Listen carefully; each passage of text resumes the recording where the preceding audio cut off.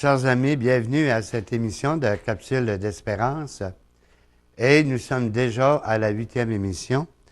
La semaine dernière, j'ai commencé à parler de la dimension familiale. On va s'entendre que les références pour la famille ont beaucoup changé. Et avec, ils sont rares où c'est le père qui va travailler, la mère est seule à la maison. Le prototype qu'on a connu dans les années, dans ma jeunesse ou autre, ça n'existe plus aujourd'hui. À son meilleur, on a les deux parents qui travaillent, qui se partagent les enfants avec la maternelle, l'école, avec les différentes activités sportives pour donner de la vie et animer la vie de famille. Par contre, il est intéressant de voir lorsque, en 93, les évêques catholiques du Canada se sont penchés pour regarder quelle était la nature de la famille. Il y a beaucoup de respect. Nous avons vu la semaine passée que c'est une communauté privilégiée. C'est là où on apprend, on fait des mises en commun, d'abord au niveau du couple, et éventuellement, à mesure que les enfants entrent, ça devient une communauté privilégiée ou ça devient une source de vie. Pour qu'une famille fonctionne, pour que n'importe quel organisme fonctionne, il faut toujours qu'il y ait ce qu'on appelle des devoirs. C'est-à-dire, il y a des choses qui doivent être faites pour que ça se réalise. La vie de la famille ne se réalise pas automatiquement. C'est pas parce que j'ai un père, j'ai une mère, j'ai un frère et une sœur et on vit ensemble que la famille se fait automatiquement.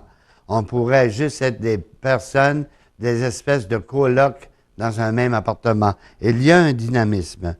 Et si ce qui est important de tenir compte, on parle beaucoup de la mer. Il y a beaucoup de poésie sur la mer. Au mois de mai, là, les fleurs débordent pour donner la fleur qu'il faut à la mer, donner tous les cadeaux, toute l'affection qu'il faut. Par contre, quelques semaines plus tard, pour la fête des pères au mois de juin, ben, les fêtes sont moins évidentes. On va l'amener une partie de pêche, on va l'amener donner des cadeaux traditionnels, mais c'est pas comme la fête de la mère. On a toujours dit, parce que c'est la mère qui porte l'enfant, elle a une relation privilégiée avec l'enfant dans les 9 mois qu'elle l'a porté. Et c'est un fait, ça, je ne veux pas mettre ça de côté, que la mère a quelque chose de particulier. Il m'a été donné de faire des funérailles des enfants dont la mère était vivante et la mère avait l'impression d'être enterrée avec son enfant. Mais le rôle du père, la paternité, elle est fondamentale. Puis, il y a une chose, quand j'étais jeune, souvent on nous parlait beaucoup de la Sainte Vierge en termes de spiritualité. Et c'était elle, notre maman du ciel. On ne parlait pas beaucoup de Dieu le Père. On ne le montrait pas toujours. On disait que c'était le Père de Jésus-Christ.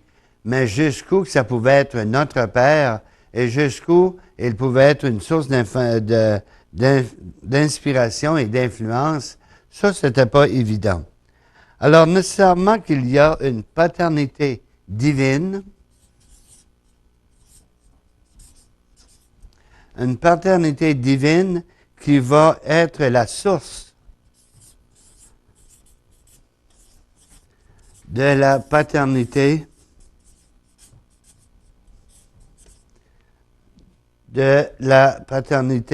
humaine.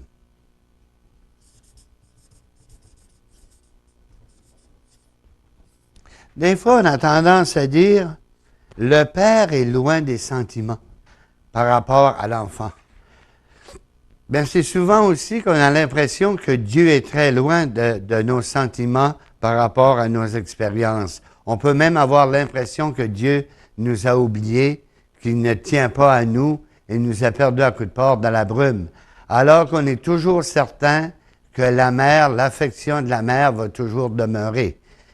Mais ce qu'il est intéressant de voir, c'est que le respect des enfants mineurs ou adultes pour leur père et leur mère, elle vient de loin.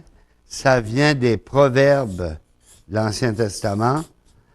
Proverbe 18, Proverbe 1, verset 8. Et on va le voir aussi dans Tobie, dans l'Ancien Testament. C'est dans le chapitre 4, versets 3 et 4. Qu'est-ce qu'il est dit finalement? C'est que le respect des enfants mineurs ou adultes pour leurs parents et leurs mères se nourrit de l'affection naturelle née du lien qui les unit. Il est demandé par le précepte divin. Le précepte divin, ça veut dire quoi?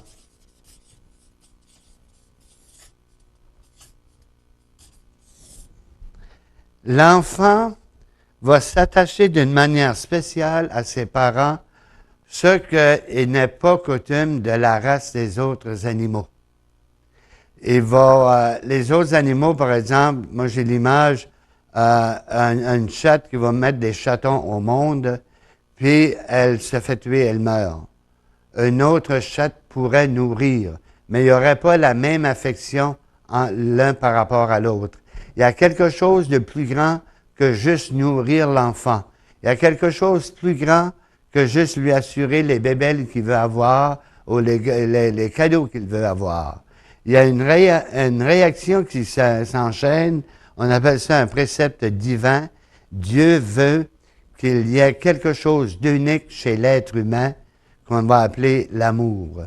Et les relations entre les êtres humains, qui vont se baser sur le respect, fait qu'on a le droit d'être différent et en même temps se respecter pour se donner cette même couleur égale. Le respect pour les parents, on va appeler ça la piété. La piété filiale, ça en fait compte, c'est une reconnaissance.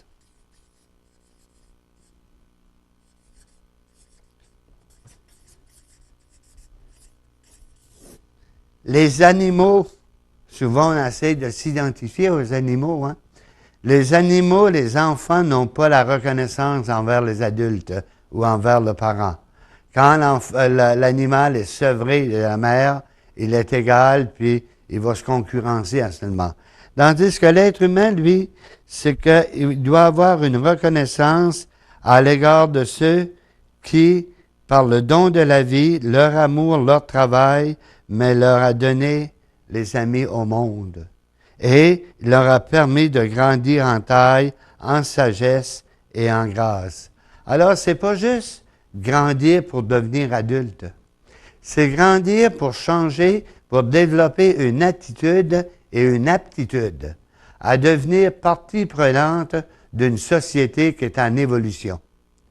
Quand on regarde la société d'aujourd'hui, je regarde ça en septembre 2015, avec tous les mouvements sociaux dans le monde, où est le côté raisonnable? Où est la sagesse humaine? Où est ce côté respect de la nature humaine de part et d'autre? On arrive à faire des distinctions comme si il y avait une race qui était meilleure qu'une autre. Puis l'exemple qui est donné, lorsqu'on prend une photo pour notre visa, pour notre carte, notre permis de conduire, on doit enlever les lunettes pour avoir le visage à découvert d'une façon très claire. S'il y a un endroit où on devrait montrer son vrai visage, c'est quand on veut montrer notre citoyenneté en tant qu'individu. On veut appartenir à un territoire, on veut appartenir à un groupe. C'est le visage qui nous permet de nous situer avec la communauté. Quand on va permettre à un moment donné des visages voilés, le message est comme bizarre. Ça veut dire que la personne n'est pas quelqu'un, elle est quelque chose. Un peu comme quand on fait une peinture, je décide de peindre le salon chez moi, ben je prends un voile et je couvre tous les meubles pour ne pas les tacher. Alors, est-ce que c'est un peu la même dimension? On peut avoir une valeur religieuse, Moi, je respecte les religieux qui portent le vêtement pour s'identifier, mais il y a des endroits convenables. Moi, quand j'étais religieux capucin, je portais l'habit religieux, mais à des endroits convenables. Autrement, c'est une manière de s'imposer. Dans cette relation-là, ce que Dieu veut nous donner, c'est on appartient à nos parents. Au niveau de la culture, au niveau de la sagesse. Et la sagesse, c'est quoi? On n'est pas venu au monde avec un livre d'instruction qui nous dit comment faire face à la vie. On a à regarder les événements qui se présentent et dans l'amour, la fraternité, un peu comme pour faire consensus, de dire, bon, voici les événements tels qu'ils se présentent, les faits concrets tels que je parlais, non pas qu'est-ce qu'on dit sur Facebook ou aux nouvelles, qu'est-ce qui se passe au niveau de la famille, au niveau de la maison. C'est là où la vie se passe. On ferme tous les réseaux sociaux, il reste encore une vie familiale. Comment vivre ces éléments-là, le respect les uns avec les autres fait que je suis quelqu'un et je n'ai pas besoin de cacher mon identité. Moi, si vous m'appelez Monsieur l'abbé, c'est bon, c'est une identité. Vous m'appelez Monsieur Leclerc, c'est une identité. Mais si vous m'appelez Daniel, ah là, c'est à moi que vous parlez. Là, je peux enlever mon masque. Là, je peux enlever mon habit. Je peux enlever tous les apparats. La personne, elle est là vis-à-vis d'une autre personne. Mais ce qu'il faut saisir et tenir compte, tout ça évolue sous le regard de Dieu. C'est comme ça que Dieu veut qu'on vive. Moi, le ciel, c'est quoi? C'est tout simplement si je peux être assez authentique pour montrer à travers ma manière de vivre une image de Dieu compatissant, accueillant, qui ne condamne pas, mais à ce moment-là, moi, je veux rencontrer ce Dieu-là qui m'accueille, qui est compatissant, qui ne me condamne pas. Et je n'ai pas grand-chose à lui expliquer. J'ai rien à lui dire finalement. Parce qu'il a été présent, j'ai tenté de le montrer à travers ma manière d'être. Et dans la responsabilité de la paternité, ça devient fondamental. Le respect filial. Le respect de l'enfant révèle quoi? Ça se révèle par deux mots. La docilité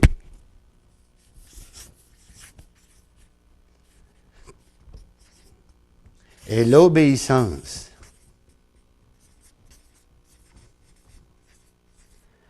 Et si, là, on est capable de donner des vieilles définitions, la docilité veut dire quoi? Ça veut dire, l'envers de la docilité, c'est la dureté. On parle avec la main le poing dans la main, on met les idées. C'est comme quelqu'un disait, il dit, moi, mon père règle les situations en 3 points. Un point sur le bout de la phrase, un point sur le bout de la table, puis l'autre sur le menton. Tu essaies de comprendre avant le 3e point. La docilité, c'est, on enlève nos gardes, on se permet d'être un peu plus à l'écoute, puis donner une chance à l'autre de dire tout ce qu'il a à dire sans l'interrompre. Et surtout, s'il manifeste un malaise, s'il manifeste qu'il souffre devant une telle situation, de ne pas se faire dire, mais regarde, t'es rien qu'un bébé là. Il ne veut pas se faire dire ça. C'est pour ça d'ailleurs que l'opposé de la docilité, ça va être la dureté, la fermeté. Pourquoi? Je me suis fait insulter et c'est toujours l'image des 3 épreuves. Hein? Il y avait une fille qui vient voir sa grand-mère, puis elle dit, je suis face à une épreuve et je ne sais pas comment y faire face. Alors la grand-mère prend 3 chaudrons, puis elle le met sur le poêle, puis elle fait bouillir. Auprès d'un chaudron, elle a 2 carottes. Auprès d'un autre chaudron, elle a 2 œufs. Puis auprès de l'autre carotte, elle a une tasse de café. Alors, elle dit ça, l'évolution qui est là, c'est l'événement qu'on a dans la vie. Alors, elle prend un œuf, puis elle le met dedans. Elle prend une carotte, puis elle le met dans l'autre, puis elle prend du café, puis elle le met dans l'autre. Et le temps passe, ça prend 20 minutes, elle sort l'œuf qui avait bouilli, puis elle le compare avec l'autre. Elle dit, tu vois, dans la vie, on se sent fragile comme un œuf. Et on a toujours peur de casser. Puis finalement, devant l'épreuve, on peut se durcir. Puis après ça, avoir une carapace, développer une violence dans la vie, on finit par être en prison, puis la police nous connaît pour les mauvaises raisons. L'autre aspect, c'est la carotte. La carotte qui, dans la vie, est ferme, elle est dure, solide. Mais après qu'elle a passé devant l'épreuve, elle devient toute douce, maniable. On peut même l'écraser, la mâcher. On peut la cuire. Elle devient cuite. Tandis que le café, c'est la manière de la foi et de la grâce. Tu ne peux pas arrêter l'événement de bouillir, mais tu peux faire de l'événement quelque chose de doux et de savoureux à travers la vie. Ça, on appelle ça de l'éducation.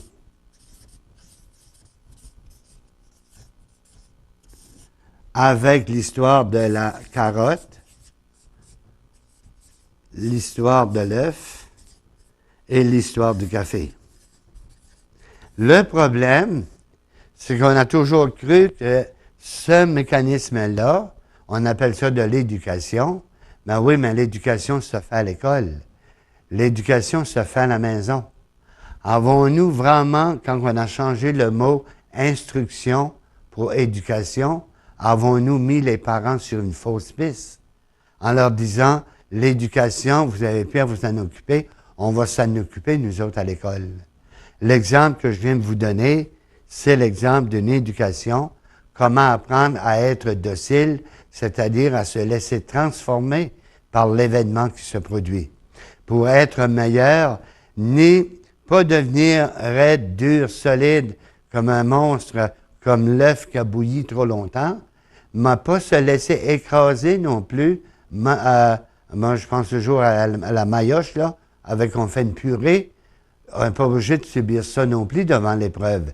Mais on est capable de prendre l'épreuve, se laisser transformer, et c'est là être docile, et c'est le Père des cieux qui nous guide et qui va donner l'inspiration au Père de la terre d'être un signe sensible, de dire, la vie, elle est dure, je ne t'enlève pas de l'expérience, mais je vais t'accompagner pour que tu deviennes le meilleur de toi-même. Tandis que l'obéissance ici, l'obéissance, c'est un peu comme l'obéissance d'un prêtre séculier avec son évêque, c'est l'obéissance à la mission. Il y a quelque chose à faire. Et les jeunes d'aujourd'hui n'élèvent pas les enfants de la même manière que mes parents m'ont élevé, que mes grands-parents ont élevé mes parents. Alors, quand on parle de l'obéissance, c'est d'abord un dialogue qu'on doit avoir pour bien comprendre quel est le problème, quelle est la situation, pour ensuite avoir un échange pour dire, voilà le problème, le Père propose une manière de résoudre, le Fils propose une manière selon ce qu'il voit, et le rôle de la paternité, c'est d'arriver entre les deux et dire, il y a du vrai dans qu'est-ce que tu dis, mais il y a aussi du vrai dans qu'est-ce que je dis. Et à ce moment-là, on arrive à établir un climat de respect, parce que on n'a pas besoin de respect quand on est tous pareils, quand on est tous égaux, dans le sens que c'est une règle militaire, j'ai décidé et vous faites, il n'y a pas de respect. Mais quand il y a du respect dans la famille, il y a une docilité à l'éducation, il y a une obéissance à la vie, à la manière de faire les choses. Aussi longtemps que le Père, que le Fils va aimer, on va appeler ça des remontrances. Et ici, ce sont des vieux mots. Mon père l'employait, puis il serait plus que centenaire. Arrête tes remontrances. Il y a le mot montrance, c'est le mot montrer. Je vais te remonter pour remontrer, parce que ça se peut que tu ne l'aies pas capté du premier coup.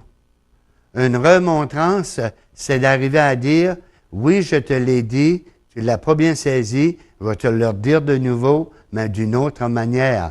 Toi, développe ta manière de comprendre pour, après ça, à connaître ta manière de prendre des décisions. Moi, j'ai un de mes amis qui a un enfant, quand il était jeune, il faisait des gaffes. Alors, à un moment donné, mon ami lui dit, pourquoi ça fait ça? Parce que. Ben, c'est pas une réponse, parce que. Alors, c'est là, dans l'éducation qu'on doit donner pour le respect de la famille. Oui, tu peux le faire. Tu as la liberté de faire quelque chose, mais tu as le devoir de t'expliquer. C'est toujours un devoir avec la liberté. Je te donne le droit de faire telle affaire, mais tu as le devoir de me dire pourquoi tu veux le faire, et surtout de cette manière-là. On ne touchera jamais à tout ce qu'il faut toucher par rapport à la dimension des enfants par rapport aux parents, mais même quand on est rendu adulte, on a le devoir, la responsabilité de prendre soin de nos parents, surtout quand eux viennent à un état où ils sont aussi dépendants que nous, on l'était quand on était enfant. C'est un retour de la pendule, c'est un devoir. Les parents ont agi avec devoir quand on était enfant parce qu'ils nous aimaient. Une fois adulte, on a envers les parents le même devoir parce que nous voulons lui retourner ce même amour. La semaine prochaine, on va regarder une autre dimension de l'amour au niveau de la famille, la responsabilité des parents. Parce que là, je viens de parler des enfants. On est toujours l'enfant de ses parents jusqu'à ce qu'on meure nous-mêmes. Ma mère et mon père, fait longtemps qu'ils sont décédés, ils sont encore mes parents. Leur mission se terminera quand ma vie se terminera. Passez une bonne semaine et au plaisir de vous revoir. Cette nouvelle saison de Capsule Espérance a été financée grâce à la vente des coffrets DVD.